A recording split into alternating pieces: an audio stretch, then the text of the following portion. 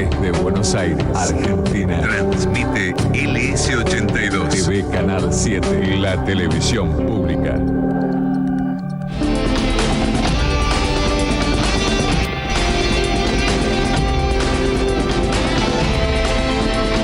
Violencia en Mataderos, un muerto, 14 heridos, 78 detenidos fue el saldo que dejó esta batalla campal que comenzó en el campo de juego, se extendió en el barrio.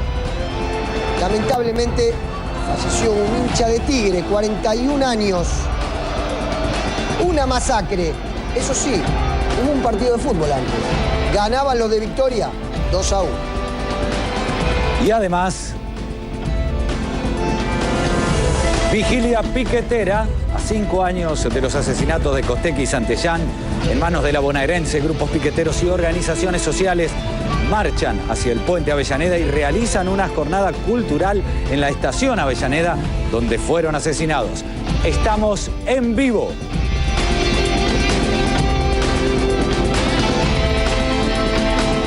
¿Qué tal? ¿Cómo le va? Muy buenas noches. Bienvenidos a esta edición de Visión 7. Vamos a contarle lo que ha sucedido en la Argentina y en el mundo.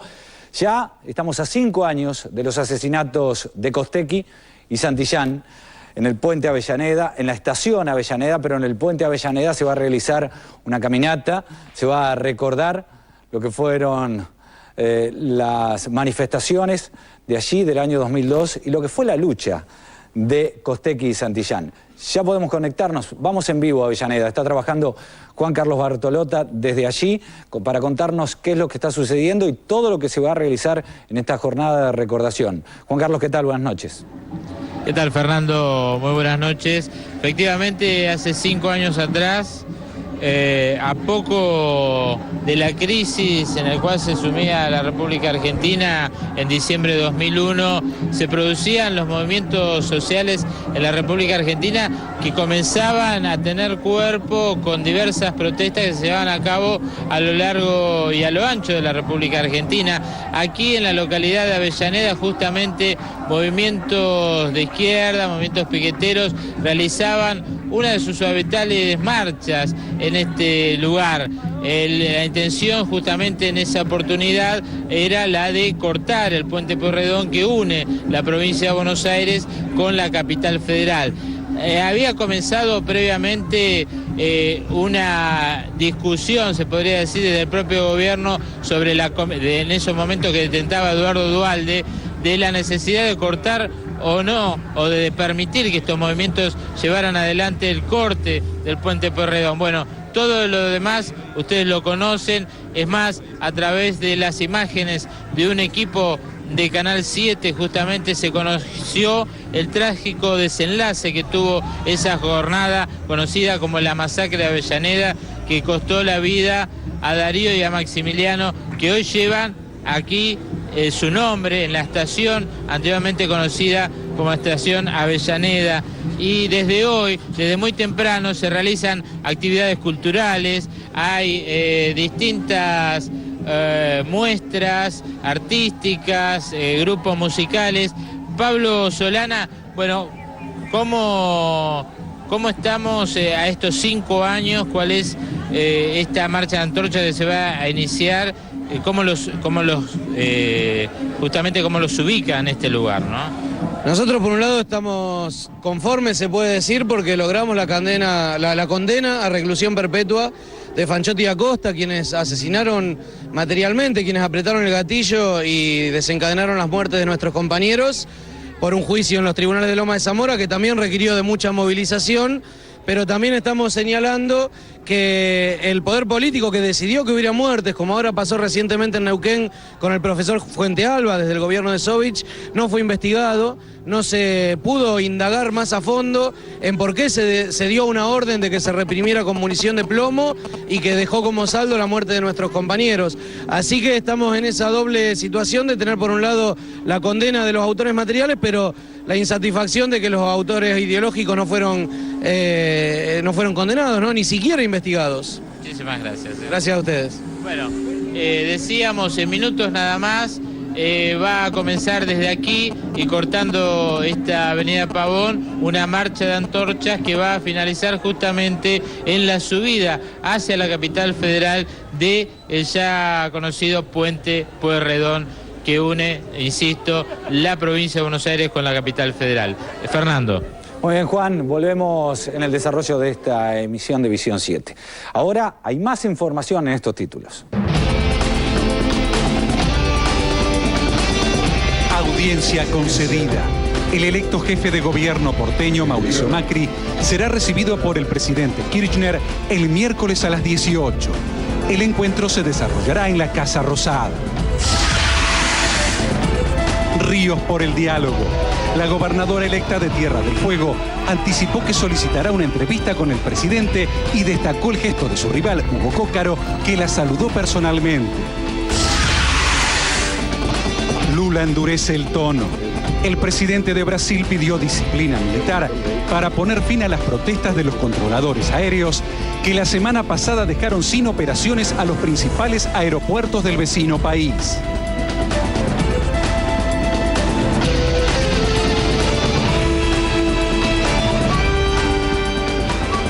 Bueno, vamos a hablar de deportes con Pablo Tiburci. Él lo presentaba muy bien, decía Pablo al comienzo de esta emisión. Antes de toda esta batahola, antes de esta batalla campal, hubo un partido de fútbol. Pablo, ¿qué tal? Buenas noches. ¿Qué tal? Buenas noches. Sí, que tendría que haber sido lo más importante, que claro. 27 años después de haber estado en Primera División, Tigre podría haber festejado el ascenso a la máxima categoría del fútbol argentino. Sin embargo, todo se desarrolló cuando Tigre tenía un tiro penal a su favor. 3 minutos de descuento y lamentablemente invasión de cancha. Sí. Hubo de todo, porque hubo saqueo a los propios jugadores de Nueva Chicago. La gente de Chicago había entrado al campo. Luego, la violencia se trasladó a la tribuna visitante. Más tarde, a las calles. Se incendió un micro. Le tiraron un piedrazo en Avenida de los Corrales y San Pedro a Marcelo Cejas, un hincha de Tigre de 41 años, padre de 3 criaturas. Lamentablemente, todo esto empañó lo que tendría que haber sido una fiesta del fútbol, que ya se cobra este deporte, el mejor del mundo, 177 víctimas en la Argentina. Ahora, Pablo, pero no hay operativo policial que hubiese alcanzado. Sí, 400 efectivos policiales que desaparecieron. No, pero no se puede militarizar una zona de la ciudad de Buenos Aires por esto, digo, porque se cortó la General Paz y estaba a 6 cuadras. Se le rompió la cabeza y se mató una persona y estaba a 3 cuadras, digamos. Los hechos se desencadenaron cuando a los 40 minutos del segundo tiempo del partido, un grupo de la barra de Chicago se acercó a la platea para arrojarle piedras a los suplentes y el cuerpo técnico de Tigre.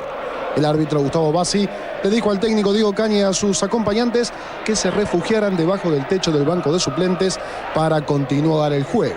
Pero en ese instante los policías que estaban apostados detrás del arco que ocupaba Navarro Montoya desaparecieron del lugar y la parcialidad local que ocupaba esa tribuna empezó a ingresar al campo de juego. Ya en el descuento hubo un penal para Tigre y estos hinchas que estaban metidos dentro de la cancha invadieron el campo de juego, desnudaron a Navarro Montoya y obligaron a Bassi a dar por terminado el encuentro. Al no advertir presencia policial alguna dentro del campo, los hinchas locales se fueron contra la otra cabecera que ocupaban los de Tigre y comenzaron a lanzar los proyectiles. Después de varios minutos y de agresiones incontrolables, los policías en cuestión reaparecieron en la tribuna del visitante. Pero en vez de impedir que fueran atacados por los de Chicago, intentaron alejar a los hinchas de Tigre, lo que provocó enfrentamientos y corridas. El escenario caótico se trasladó entonces a las calles, donde los hinchas de uno y de otro equipo se enfrentaron entre ellos y con las fuerzas policiales que habían salido antes de que finalice el encuentro. Los aficionados visitantes se subieron a los micros que los trajeron desde Victoria y huyeron del lugar, en tanto que los locales seguían lanzando proyectiles, esta vez a los efectivos que finalmente lograron disuadirlos con gases lacrimógenos. Los alrededores del estadio quedaron sembrados de proyectiles y una densa humareda provocada por los gases. La violencia provocó nuevamente una jornada negra en el fútbol argentino que se cobró otra víctima.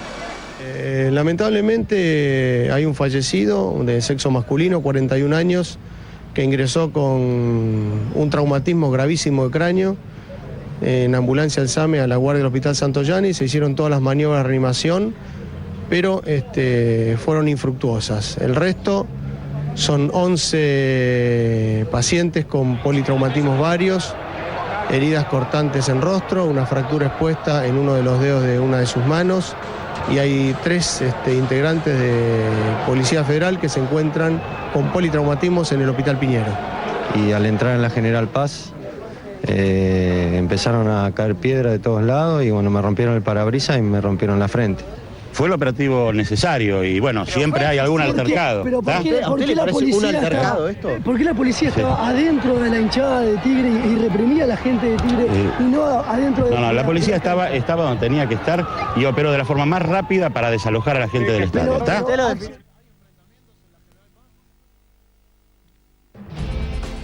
69 autos destrozados, además del micro incendiado.